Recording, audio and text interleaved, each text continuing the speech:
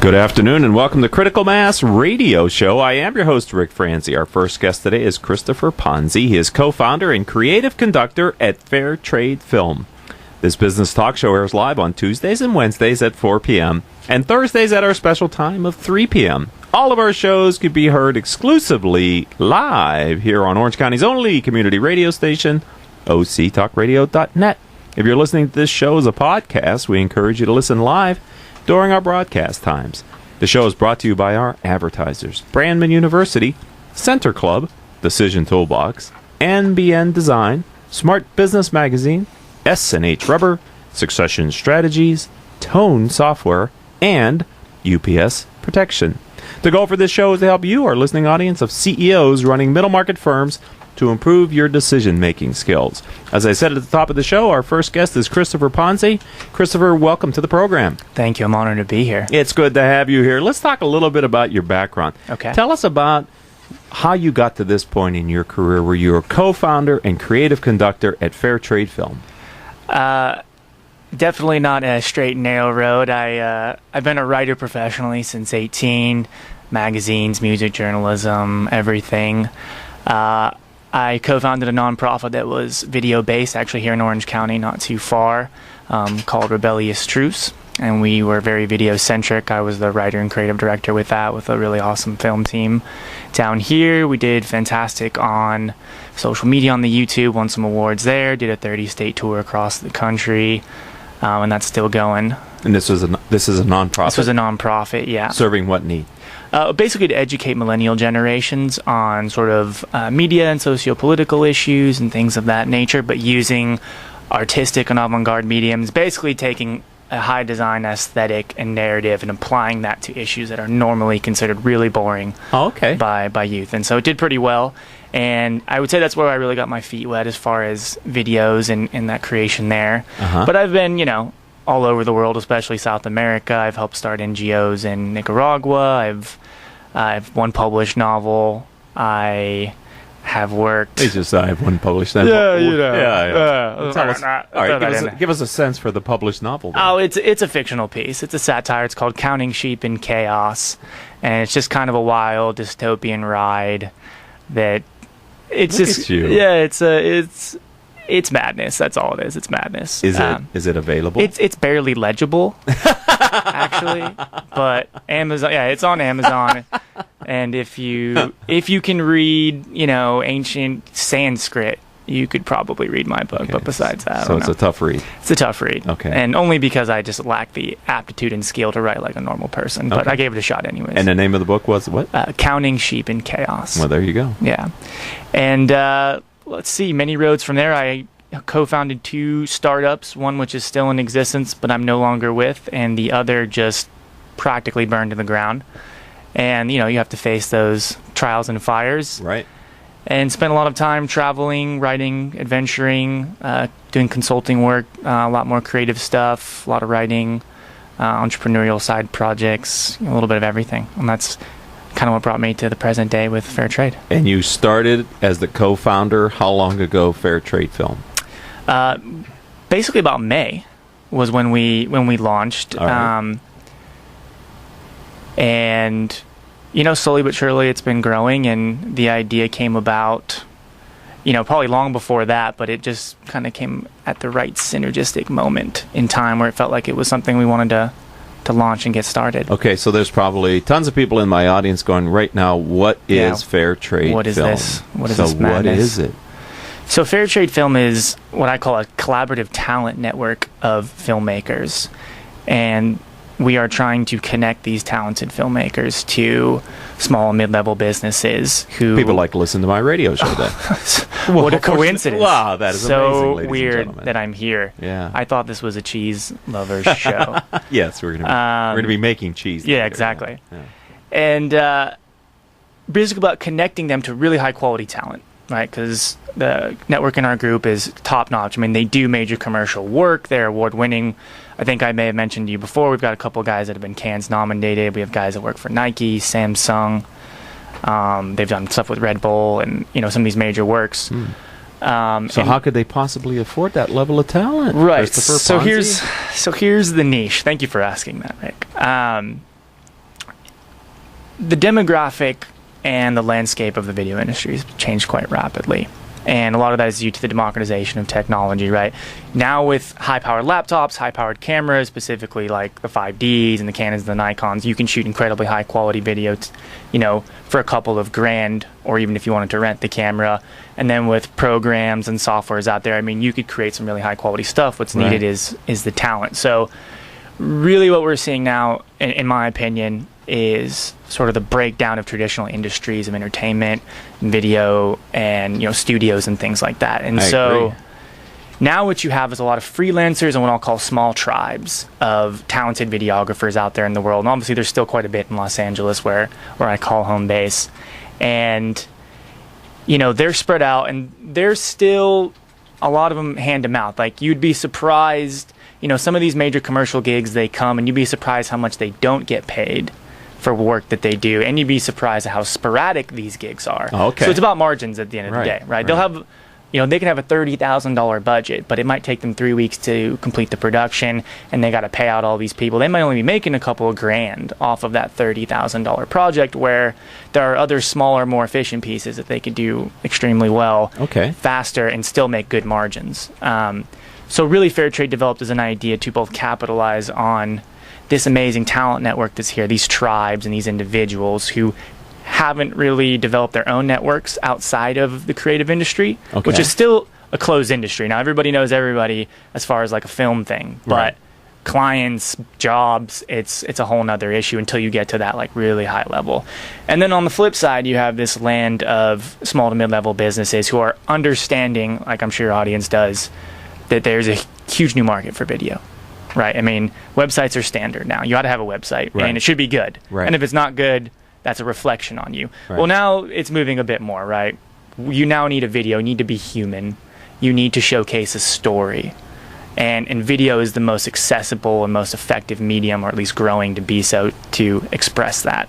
And now that there is all this availability of technology and talent out there, you're not going to be able to get by pretty soon with, sitting in your underpants with a camera, filming yourself in certain levels. If that's the level you want to get to, if you want to keep growing, you're going to have to upscale that video content. Right. Because that's a reflection of your brand out there.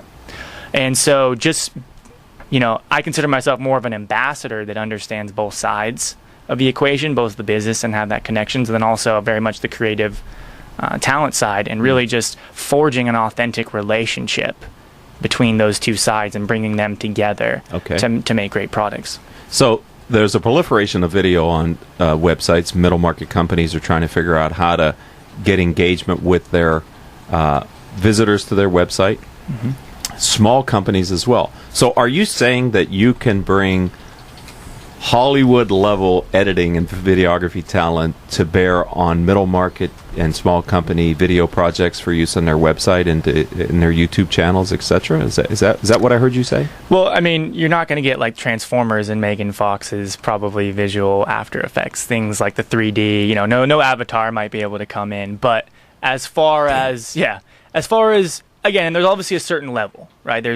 You get what you pay for to a certain degree, and the top quality does deserve a bit more. But yeah, the short answer is, for what a lot of production houses are going to charge you, you'll get half the cost, or half the price, and twice the quality, which you normally would. Which is important, right? Video quality, it represents your brand, and working with professionals who know how to do what you need them to do, I'm sure that makes it a lot easier. Well, let's be honest, how many customers, let's say, do you interact with on a weekly to monthly to yearly basis?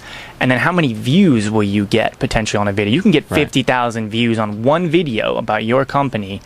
You might not even ever meet 50,000 of your customers your entire life. Right.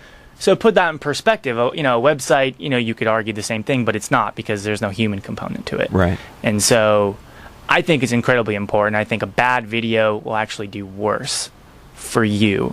A bad website's a bad website, but a bad video is like almost having a bad first impression. Right. Yes, I completely agree. It is a Critical Mass radio show. I am your host, Rick Franzi. We're talking with Christopher Ponzi, co-founder and creative conductor at Fair Trade Film.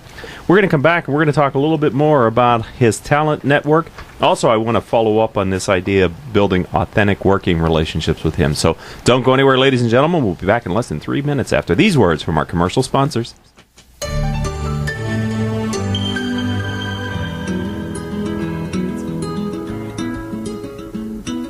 Can we talk about your family business? You know, that thing you put your whole life's blood, sweat, and tears into? Well, what happens when you retire or try and pass that business on to your children? At Succession Strategies, we can help you find the answers.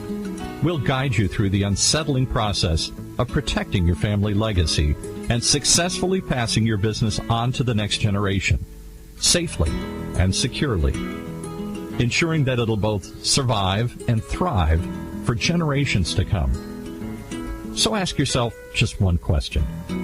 Can I really afford to wait? Take the first step. Take our complimentary self-assessment at successionstrategies.com or call us at 714-560-9022 to set up a free consultation at your convenience. That's succession-strategies.com.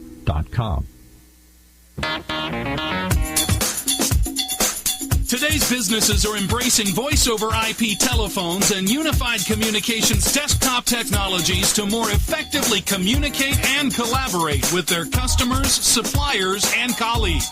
The Reliatel management software from Tone Software Corporation helps organizations of all sizes manage their communications technologies to ensure great voice quality and better levels of service and reliability throughout their business. Through Reliatel, you'll gain higher return on investment from VoIP and unified communications technologies while lowering the associated operational support and maintenance costs. Learn more. Visit www.tonesoft.com or call 800-833-8663 for information on Reliatel by Tone Software, the solution for quality business communications. Richard Franzi is a highly sought-after keynote speaker on topics of interest to CEOs of middle firms across North America. Richard's talks include Killing Cats Leads to Rats, a fascinating look at how unintended consequences of CEOs' decisions impact their firm's performance. Your Gray Matter Matters, which explores how a CEO's mindset can differentiate a middle market firm and define its culture. Richard delivers talks to a variety of audiences, ranging from executive team retreats to keynotes in front of hundreds of CEOs. To learn more about his talks, visit criticalmassforbusiness.com and select the contact page or call 949-887-4104.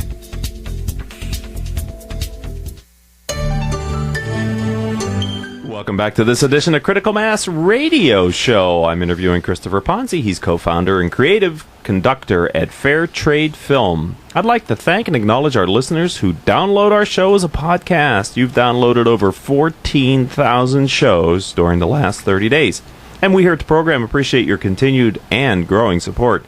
All of our shows can be heard live on octalkradio.net or rebroadcast anytime from iTunes, Stitcher.com, Spreaker.com, and other business-oriented podcasting services. All right, Christopher, let's talk about this talent network that you've put together. Let's do it. All right. You're not a studio, nor an agency, but you explained this concept of you aim to develop authentic working relationships. Right. That sounds pretty touchy-feely to me and a little Hollywood. I guess it does sound, there's sort of two ways regarding the context of authentic. One, I guess, is my millennial nature, so to speak. I had to put that down there and just say, it is about authenticity and about integrity in business and things like that. And within Hollywood, especially, and I'll say Hollywood parentheses that your audience can't see because Hollywood. I can see it on YouTube. Yeah. Right there. Oh, great. Oh, yeah, great. It's almost a mentality versus a single location, but there is not a lot of authenticity, and that goes a lot for the creative guys who are, not treated with, their true value and their cost, and there's a lot of BS. I think so too. There's a lot of BS on that side, and so the idea is really to develop, a real approach to. This situation is not trying to gouge anybody with price or cost and really giving you, again, a fair trade for the quality you're going to get, where both sides are treated with respect and authenticity. Are you the single point of contact then for the engagement? How does that work? Pretty much at this point. Okay. Yeah. So people work directly with you. Correct. You assemble this talented team. Some of them have won awards and been nominated for other awards. And the output is a quality video that exceeds, hopefully, the client's expectation. Correct. Okay. Hit it on the head. Hit it on the head. And what has been your experience with clients who engage you and your firm to create videos for them, and what they end up doing with those videos? I mean, I get it. You put it on your website. If you have a YouTube channel, you put it up on your YouTube channel. But how do you what has been your experience with how they get people to see these quality productions, right? These stories that you've told on their behalf? Right. Well, that you could do a whole nother show on the actual marketing of it. What you find the production side is it's not an exact science, unfortunately, with video work. I mean, there isn't obviously fixed costs with everything. I mean, how do you put a price on certain levels of talent? But there's also a whole host of back-end things that just people that don't do any sort of video production aren't going to understand. When they see the final product, they have no idea that maybe that 5 seconds of a shot, took a day. They just don't know, so it doesn't often compute, and so you often find sort of a price gap between, what it is, what vision you're trying to implement for them or on behalf of them, and what they want to pay for that. So there's on the production side, on the storytelling, the sending that video out, getting people to see it. That's a whole nother ball game, and that's why, I always counsel people to have an overall framework. Like, you shouldn't just, it's like social media, right? You shouldn't just post on Facebook because you think you have to post on Facebook and then post whatever on Facebook, right? You need to have a purpose-driven framework, and that video or multiple videos needs to fit within that framework, and that needs to include, a demographic and, which would educate the video itself.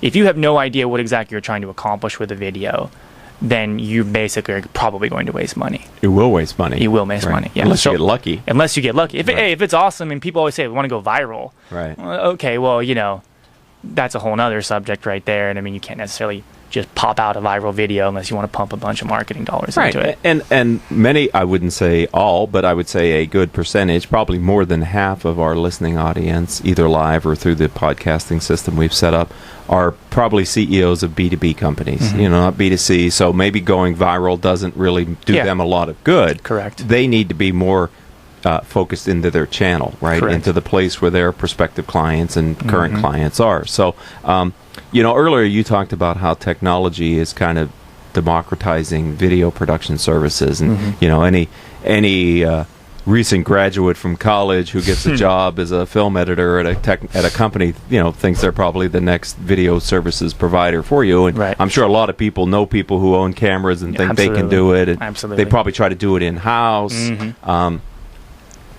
What has been the reaction of the professionals to this influx of...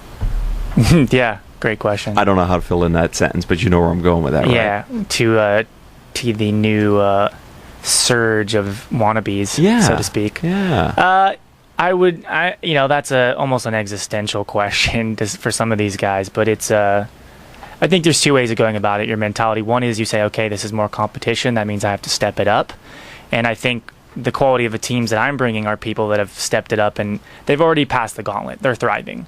And they're thriving in LA, often a lot of them in like Hollywood. So these aren't, these guys have been doing these professionally as freelancers. Most of them are small teams, no doubt. So not even having the bosom of a consistent paycheck. Right.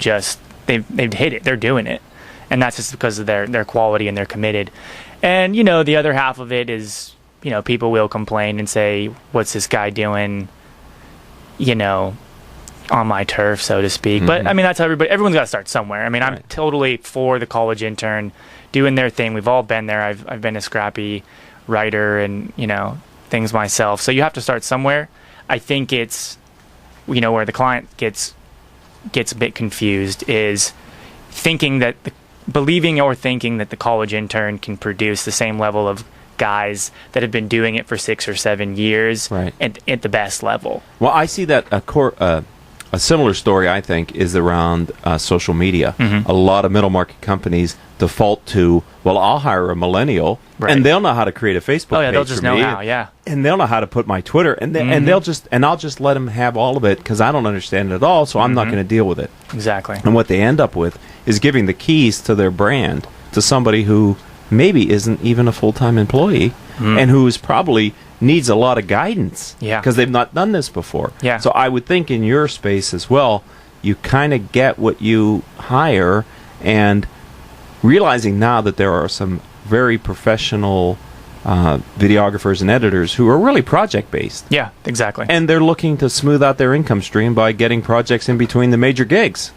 Extremely well said, yeah, in every way. Like handing over your brand keys, so to speak, to, again, this implicit belief that, okay, you're 22, you've probably done Instagram your whole life, so you know the best. You know how to take a selfie. Yeah. And they're probably in the bathroom for 30 minutes anyways, like, writing, chatting it up, and then, hashtag whatever your company, and they'll show it to your client, and they'll be like, this is the greatest thing since sliced bread. There was a hashtag, and it's like, well, I don't think so. And, video is the same way, and these guys are project-based, a lot of them. And what was the last thing you said when you came back to, what did you say, a stream between the projects? It was really, you said something really nice. Anyways, it got escaped. Oh, I'm glad you're listening. Yeah, I'm trying. You said that they try and fill in the gaps in between major projects. Yeah, which is very, the voice from off on high. Yeah. What was that? You think? Okay.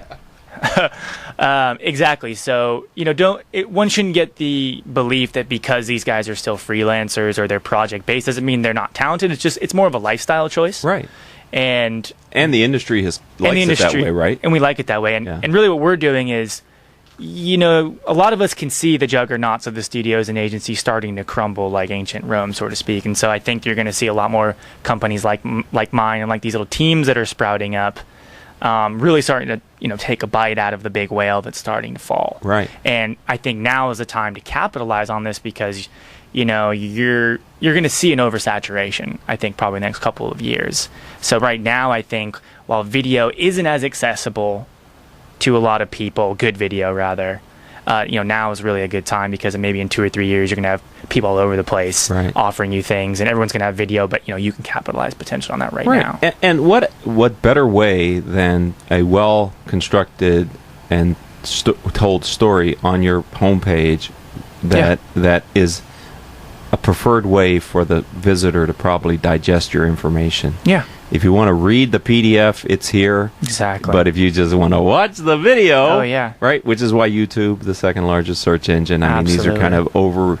That stat has been oversaid, but it's the truth. If you want to learn something, it's easier to learn it from a video more times than anything else. Yeah, and as I'm a writer, but I mean, it's much more difficult to convey a smile, right, via writing. Right. It's something you have to see. So like a handshake and a smile, I mean, that's your handshake and smile in the digital world is video. Right. So we're going to take our next commercial break, and we'll be back here on Critical Mass Radio Show. So ladies and gentlemen, don't go anywhere. We'll be right back after these words from our commercial sponsors.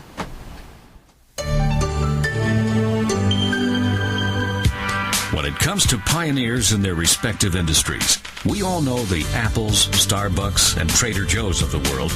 In the realm of recruiting, Decision Toolbox is the industry's best-kept secret. With 90% of their business from referrals and repeat customers. For over 20 years, Decision Toolbox's U.S.-based team of recruiters, sourcers, professional writers, quality personnel, and tech support has perfected a Six Sigma approach to talent management. No matter the size of the project, Decision Toolbox delivers incredible results. A cost per hire less than half of what contingency firms charge. With the winning candidate presented in an average of 14 days. All with a 12-month candidate warranty. With results like that, Decision Toolbox won't be a secret for long. Visit us at www.dtoolbox.com for more information. If you are an Orange County CEO or a business owner, this message is for you. Do you ever feel isolated with no place to turn for advice or feedback? Who holds you accountable to your commitments in your company? where do you find the right resources to help you and your company grow? If you have had these questions, then Critical Mass for Business might be the answer for you. Critical Mass for Business is committed to helping you make better decisions through the power of peer learning. These are groups of peers who are running businesses just like you. CEO Peer Groups provides a great sounding board to test fresh ideas and new concepts, review your strategic plans and tactical goals, and present issues and opportunities for a critical discussion. The result is improved strategy, accountability, and improved business results.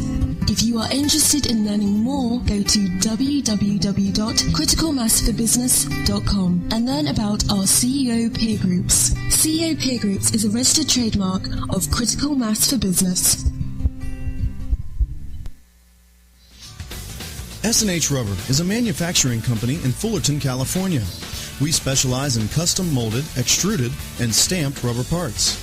If your next job requires a rubber part, we would appreciate the opportunity to quote on it.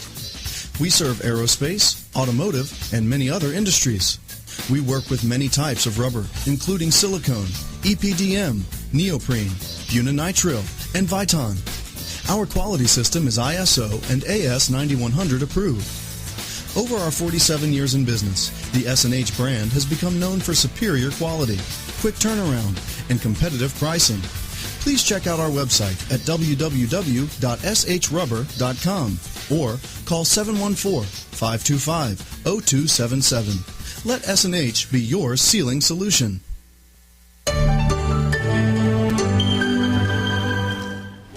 Welcome back to this edition of Critical Mass Radio Show. Christopher Ponzi is our featured guest today. He's co-founder and creative conductor at Fair Trade Film. You might know that 98% of our audience are CEOs and business owners who listen to learn from the experiences of our guests. If your firm is interested in reaching these top decision makers, then advertising on our radio show may be the answer. Each month, our sponsors gain valuable exposure through their support of our program.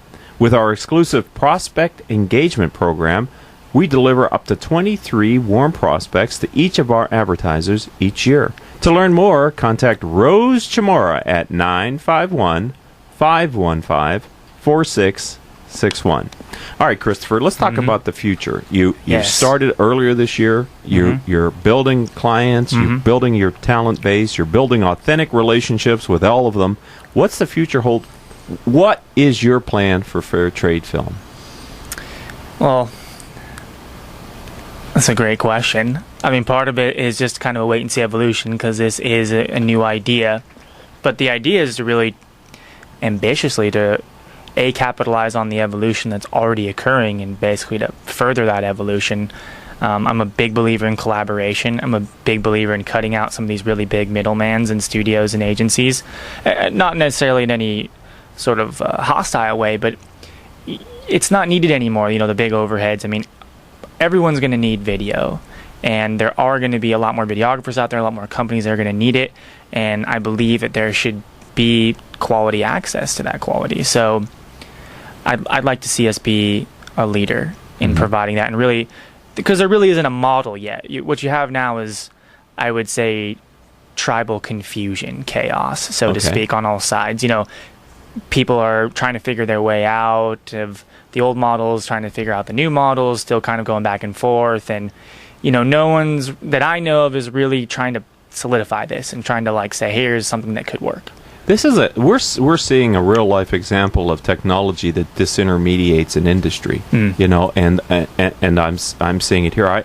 I think in the value chain, the people who create the most value should be rewarded the most. Right. But I think in many industries, the people who hold the keys to access in different areas, or maybe access to money, tend to get a disproportionate amount of the value back. And the artistic people, or the craftsmen, they're working for wage and scale. And they're not in control of their destiny. And that's why when you said democratization earlier, I thought, that's happened in a lot of industries, and it seems in the video field, technology is making it easier and easier to make a great product. More people are trying to do that, but there's more than the ability to work the technology proficiently to telling a good story. Absolutely. Right? Absolutely. And video is such a tricky medium over audio as you said before, I mean, it takes a long time to get the right emotion that you want from a shot. Right. And if you don't really have a comprehensive understanding of that, you're either never going to get that shot, or you're going to spend so much more time trying to get it that it becomes inefficient and ineffective for the person. Right. So it sounds like to me, with the kind of business model that you're building, you're giving access to the people that listen to my radio show to talent that I don't know how they would meet them. Yeah. Yeah. Because they're not in their sphere of influence. Right. And you're going to bring these people, and they're going to end up with a product that they're going to be very proud of at a price point that is not on the high end where the quality maybe you would think it should be. Right. So you're giving a fair trade. Yeah. Okay. Why hasn't somebody else tried to do this? Well, I mean, they sort of have them. They're called agents, for some of these individuals and some of these teams. But it takes a team to do a video project. Oh, right? yeah. It takes a team. Why haven't they decided to do this? Again, I think it's too many fishes feeding on the same food. Okay. And like I said, I go back to the tribal analogy a lot just because I think that makes the most sense. For whatever reason, in my skills and my talents and my experience, I've been able to navigate both seas effectively. So I can bring a lot of these various creative types who either don't know each other, wouldn't normally work with each other, wouldn't know how to work with each other. Okay. Right. And on the other hand, I can bring them to these business people that wouldn't normally meet the creatives, and the creatives wouldn't normally meet the business people. So step one is just, here you go. Here's a handshake, and here's what we can do. And then step B is the communication. Right. People think that if they have a camera, they know what they're talking about. And no means am I trying to place myself as like the ultimate expert of all video knowledge. However, I can speak and understand. I've done enough video work and writing scripts. I know the process works. Right. So I can talk, and I know the business process works. So I can work on, what's the framework for your business? What are you looking to accomplish? And then I can, take it to these guys, and then we can come almost together. Translate it, huh? Exactly. I mean, it sounds like there's a little bit of translation. There's translation. Okay. Because it gets lost in translation quite a bit. Right. Yeah. And people want to be fed in a way that they've been trained to be fed, and if you don't know how to speak to the talented, to the creative team, you may end up confusing them. A lot of these guys, I'm thinking of one, they're amazing artistic, let's say an editor. Right. But an editor's job half the time is like being in a dark room, even their laptop for like 8 hours straight. Right. And that's great, but it doesn't necessarily always lend them to some of the business environments that some of these people might find themselves in, and how to convey and communicate to them properly.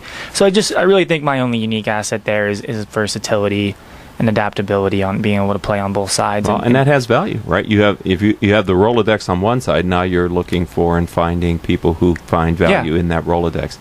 As you explained the creative editors and videographers, I almost see a group of people who are comfortable in the model of being hired for projects.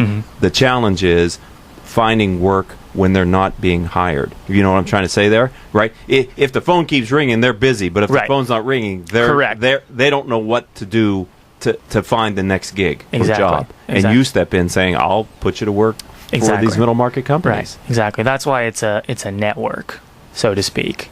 Because there's multiple people and individuals, that really we've curated mainly myself, but also I'd like to mention, my dad helps me out on this. Angelo Ponzi has been on your show. He was our 800th guest. Yeah. Here in the studio earlier this year. We drank champagne. Yeah. And toasted that. Remember that? I saw it was a toga party. A lot of fun. Crazy stuff happened some afterwards. Weird stuff. Talk about making cheese. Oh, I don't want to know about it. I don't want to know. Yeah, no. It is your dad. He's a good man. He's a good man. So he's involved in the business? Yeah. Yeah, he would call himself a silent partner. Okay. But he's helped me out. That's almost hard to imagine. It is, actually. Yeah, it is. But just kidding. Yeah. But anyways, back to your question, which was totally blanked on it. I was just saying how I can see that the technical and the talented people sit and wait for the phone to ring, and unless you're ringing the phone, they're waiting for their next job. Yeah, again, they have to hustle, a lot of them. But again, having this network of multiple people means that, if they're doing jobs, there's still other talented people whom I curate and whom, it is really a self-selecting network. So there is nobody that can become a Fair Trade Film team member that the other team members don't pretty much unanimously agree is worth the time, because it's collective. I was going to say, it sounds like a collective. Yeah, it is, because it's a reflection, because anything that becomes a fair trade film production reflects on anybody who is part of fair trade. Right. So they have their say in it. So it's self-selecting in that, right?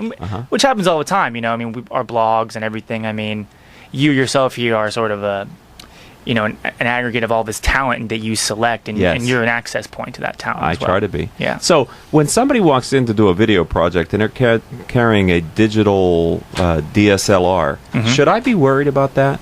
I mean, no. Are you saying that you can do as good a video in a DSLR as you can in not a high end, but a nice digital video camera that was made for that? What are you saying to me? Well, you know, again, there's multiple levels of DSLR cameras. Okay. You know, but it's still a DSLR camera, isn't it? There is some. I mean, some DSLRs are like 5, 6, 7, 10, 12 grand. So I mean, there are some. So don't judge it by its packaging. You'll see. I guarantee you, probably a huge portion, and this is more of an observational statistic, of the videos you'll see online were made with DSLRs. Really? Some really good ones. Yeah. Then sort of the next level you get to is what, you know, people would call like the Reds, which are like the Epics, and the Scarlets, which are like $25,000-$50,000 cameras. Yeah. And then, you know, there's, you know, a few ones even above that. But again, that's like Hollywood. That's big time. But we have access to those cameras as well. Would people need that in a middle market video shoot? Would they need a Orange County based? They're Red, right? Red's an Orange County based company. Would you need it?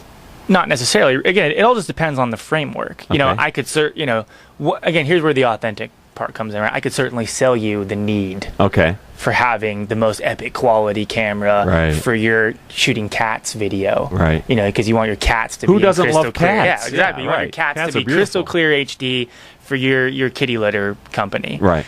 The reality is that in that particular instance, it's not going to make a lick of difference. No pun intended. I didn't mean for that to happen. Erase that.